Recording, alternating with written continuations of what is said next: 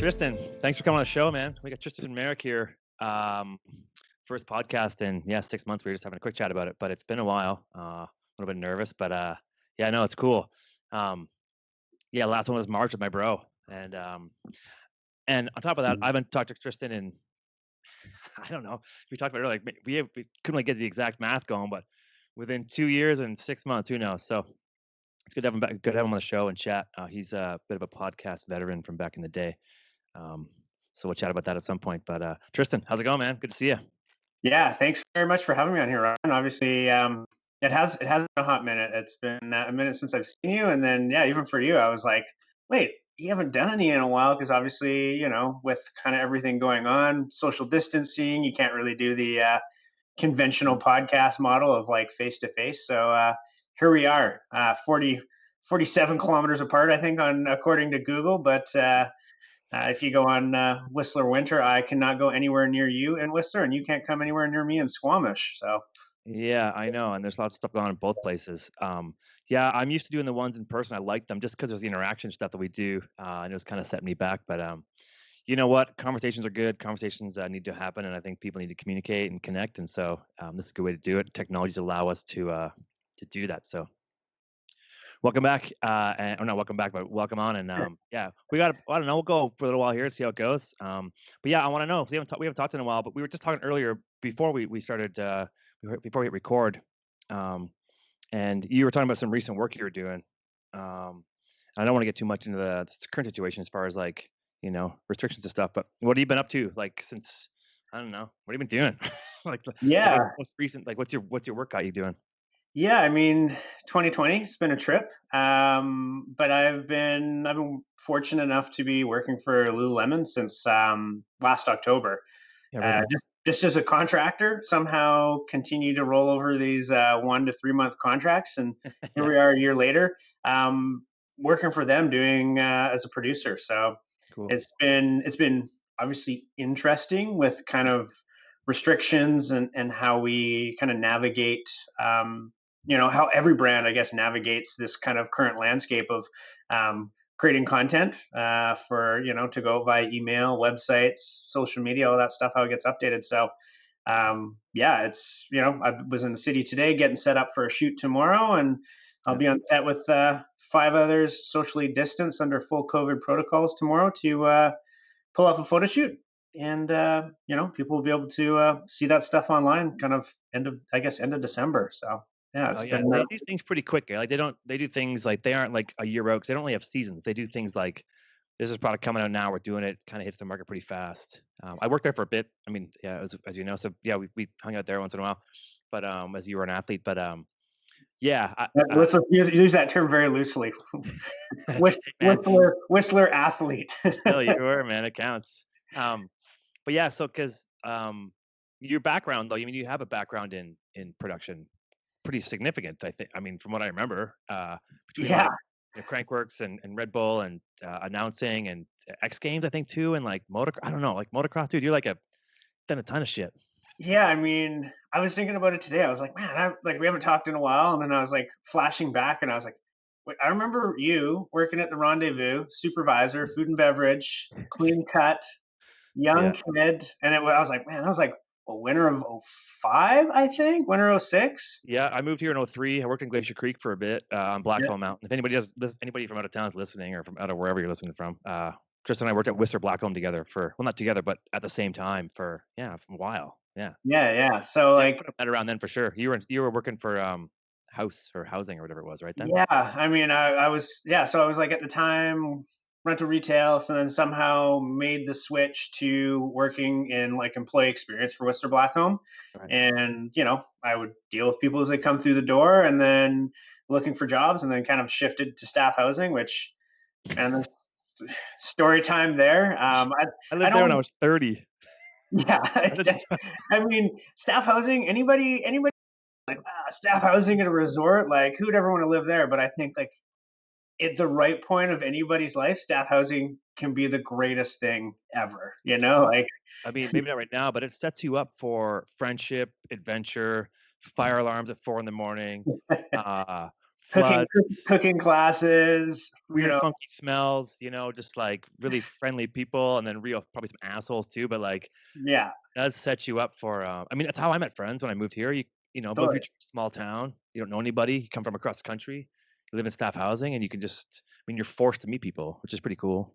Yeah. So yeah, kind of steamrolled that, and then well, I wouldn't say somehow. I'm a self-proclaimed action sports nerd. Like Sure. I enjoy watching everything and kind of knowing about it. And then an injury at Crankworx kind of led to them needing some announcing help, and then I started announcing for them over the company I was working for. The next year had some more work, and then it kind of steamrolled into the last decade of action sports. So yeah, announcing for the last 6 years at X Games, summer and winter, all their motorized events, I would say. Oh, So that's pretty cool.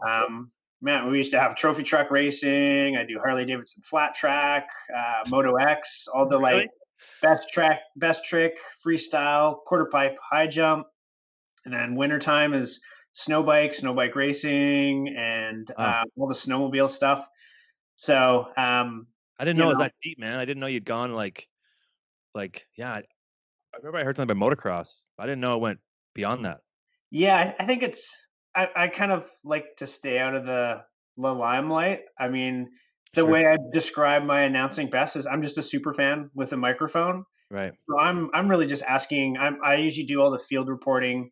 I have like hosted. I have been the play-by-play guy, but I do most of the field reporting. So that's you're down in the field, and so anybody who is interested in that, there is a role for each person. So if you're ever one announcer sucking, the host, it's never their job to know everything. Their job is to keep the show going, and that show could be an hour, that could be 3 hours, there could Right. be injury holds. So Yeah, it's right. kind of hectic with that. So I'm down in the field. I interview the athletes. So for me, it's just an opportunity to ask the questions I want to know the answer to. And um, Yeah, because like, if you're a play-by-play guy, you gotta, like I mean, mountain biking for you, probably second nature, but, like, man, I don't know how much you know about motocross stuff or, like, motorsports, but, like, I people who are watching your diehards would call you out immediately, right? Like, for you to yeah, mountain biking, you know things, you know people's names, you can probably recognize someone's shoes by who they are almost, right? Or their bike. totally, But totally. if you're like, some guy in a truck you never seen before, you're like, "I don't know who he is," but as the guy on the ground, you can be like, "Hey, how was your lap around when you rolled your car there? How'd that go?" Whatever. Yeah, and I mean, there's a formula to the job. It's for me, especially play by play. It's like, why should you as a fan care? That was always in my head. So like, take something relevant they've done in the past. Maybe it's an obstacle they're overcoming. It's an injury, or they had a heat race earlier in the night. They had struggles. Talk to them about that. Why should the fan care that they've overcome this, or that they're in the finals? And then obviously, like the medals interviews are always like, they're pretty straightforward, right? Like Sure.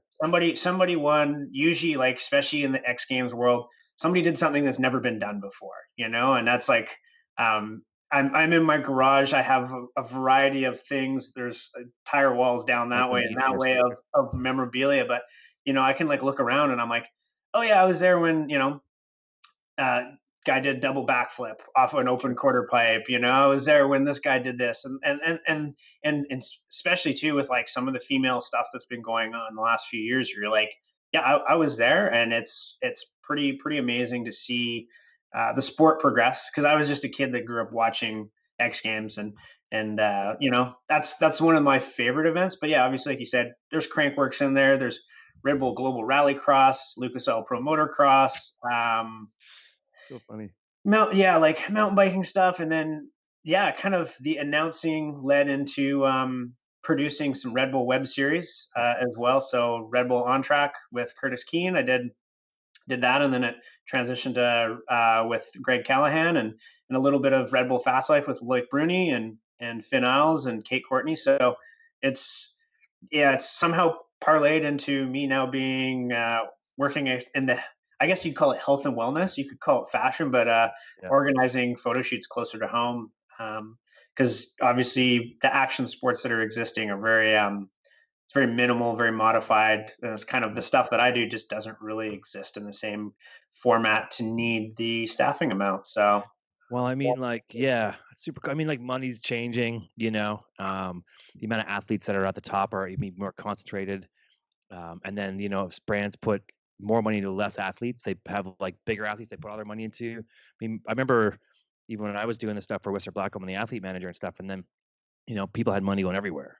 You Oh could, yeah, it used to grow on trees in some of the events, some of the events and some of the athletes, and it's we've been around long enough. Sometimes that tree is full of money, and sometimes that tree is bare, and the same you amount of cut it athletes, down. Yeah. same amount of athletes are still shaking the bottom of it, trying to get money out of it. Like, and it I just know it's cool. Sorry, is like the inspiration that still happens though. You see the young people come up, they're still fighting for that. And even though most of them are aware now that there's only so many spots at the top, but it's cool to think, even just for me, but when you think about your career, like, mountain biking, you did it for fun at some point, you competed and then, get an injury or whatever. I don't know what that was, but was it like did you blow a knee or something or just crash?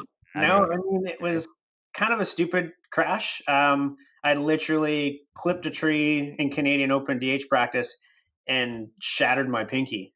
Um, Sick. didn't hit the tree hard enough that, Right. like, you have those moments like it's, oh shit, the bar turned sideways. Didn't crash. Rode it out still at high speed. This was on kind of the upper section, Right. and instantly the hand didn't feel very good. Hmm. And went down, went to the clinic, and it was busted right through. Gosh. And pretty bummed. That was the one race I was like looking forward to. You live in Whistler. That's what you look forward to. Crankworx is Sick. 9 days of partying and bike Yeah. riding and It is. friends and hanging out, and to be on the sidelines was like a weird thing, because that was the first time since I kind of really got into racing once I moved to Whistler in '05. So it was an interesting change. And then, yeah, kind of got called up to the big leagues randomly, because they were asking for somebody to essentially be a researcher to give notes to the announcers. They're just like, Right. hey, kind of want somebody to fact check. So anybody who's interested, pretty much every large sport has that. You don't realize it behind the scenes, but there's like, Feeding some the ESPN information. ESPN for X Games has like a team of four people year round that kind of work on that. Maybe it's a little bit less now, but Right. then during the week, there's for us as announcers, we know what's going on. We know what's going on, even if we're not at the event. There's updates all the time. So I was just literally hired to, or not even hired, asked to come in, volunteer my time, and pass on some notes. And then I shouldn't have gone near the announcing booth on day one, but all of a sudden microphones showed up, and I'm not mic'd in. I don't have a headset on.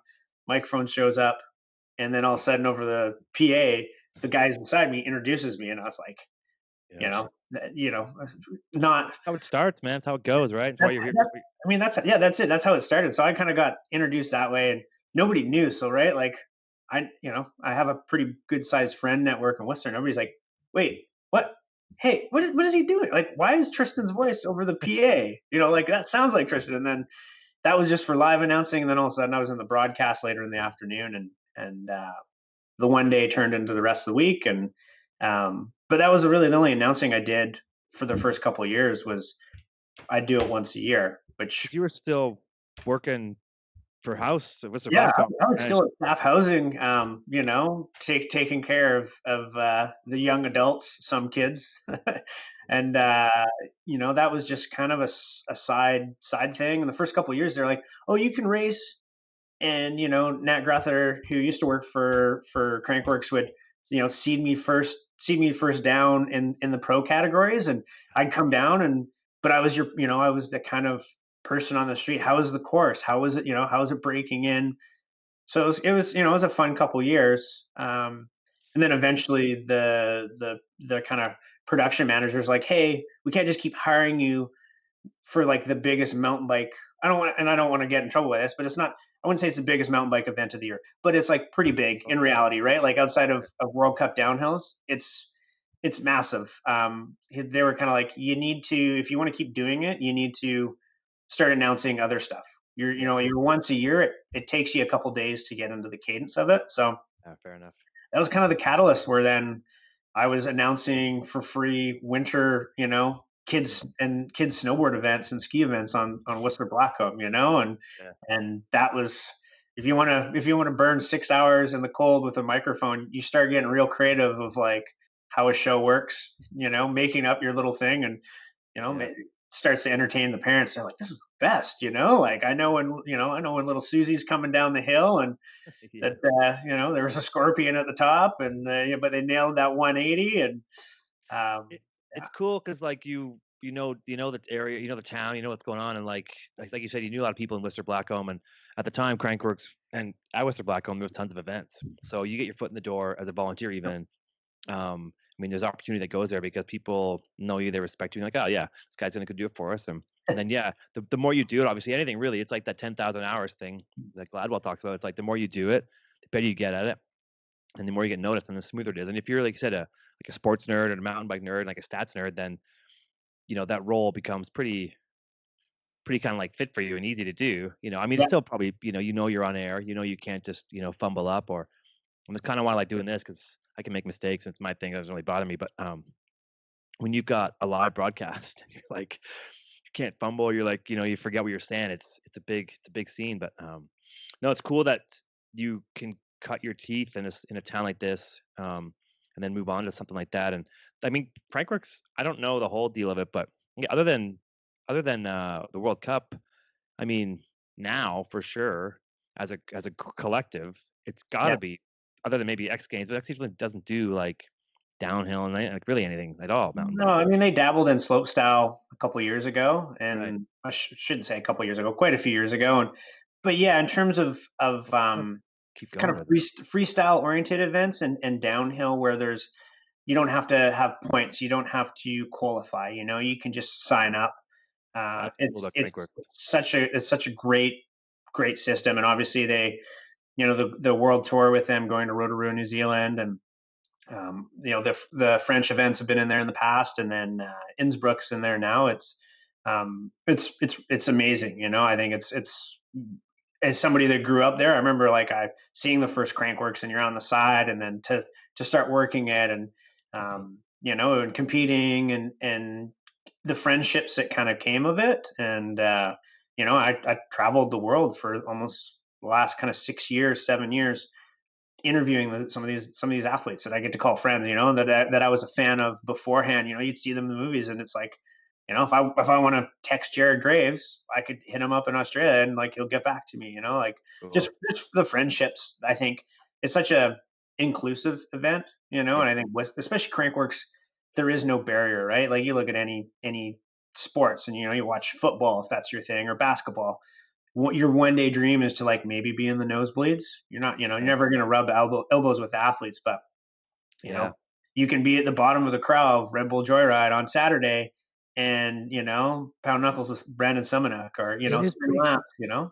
That's a good point because, like, in bigger sports, team sports, that they're pretty secluded. You get to see them when they walk on stage. But I mean, even here or anywhere, most resorts in Canada, US, I mean, there usually is somebody who's got their hometown there, but you can just be like shredding beside somebody who is, an Olympic athlete on a regular basis, or on a POW day, or like, on a good bike day, whatever it is, good weather, and like, especially in this corridor, see the sky. I mean, Yeah, how many professional athletes? I mean, I don't even know between every sport that happens here. Like, gosh, like there's a ton. But then, hey, you just rock up to somebody like, hey, that's so and so, and they just came from wherever, and you're like, man, it's crazy. And obviously, your connection to it. I mean, if you have those friends, you're friends with those people, and it is an interesting. I never really thought about that way. You can definitely be more connected with the athletes to some degree. I mean, some people never do. Like if you're living in the flatlands of Canada, you might never be able to connect. But it's not like you can just move to New York or Toronto and play basketball beside, a Raptor every day, yeah. which is a different thing because they're not making $50 million a game or whatever else these guys, but like they're still, Yeah, world class, probably world known athletes, some of them. yeah, and I think you hit it on the head, but I also think at the same time, like with mountain biking and its inclusion, like it doesn't matter where you live. You're If your goal is to go to Crankworks, you can go there, and Right. you can literally have a checklist of like the people you want to meet and run into, and there's nothing that's really going to stop you, right? Because the autograph signings, they're free, they're open to anybody. Like there's the demos in the village, there's the what's going on in the lift line, and then if you just don't get that with other sports, and then or if you are, you're paying a fortune. But I think like there's like Crankworks VIP stuff, and you can you can, if you want to buy your way closer to guarantee a meeting with somebody, it's like it's super affordable. Like it's the Maybe same. that's their revenue stream now where they can like, if you buy the package, like I've got to see comedians a lot and you can buy the meet and greet package where it's like an extra $50. You go back and meet the person for like 2 minutes, they take a picture and you're on your way. But it's crazy. That's like a revenue stream that they've discovered. It's like, we want to meet this guy. You can now you pay to check it out. But it is cool. I mean, there's even like ski snowboard events. I think just that in this industry or these industries are just because I think the idea of like individual sports just somehow seems maybe other than golf, something like that, but like individual sports, it seems to be more accessible to the person than team sports because they're not so guarded. Like sure you Yeah, have syndicate teams and the teams who are like all these riders, but it's like 4 or 5 guys, maybe tops, 5 guys, girls, whatever.